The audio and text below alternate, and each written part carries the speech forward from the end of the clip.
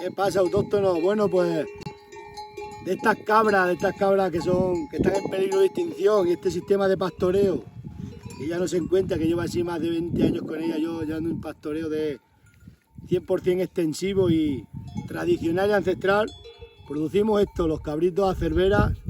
La cervera es la majada donde tenía la majada mi abuelo, allí en el Gasco, mi abuelo Santiago, y yo cogí el nombre de ella porque es donde comenzó todo. Bueno, venimos de familias más cabreros. Aquí los tenéis. Tienen el sello del mosaico porque estas cabras contribuyen a retirar la limpieza de cortafuegos. Aquí en la Sierra de Gata, que ahora mismo estamos limpiando los cortafuegos con ellas. Y llevan el sello del mosaico por ello, porque lo hemos hecho con...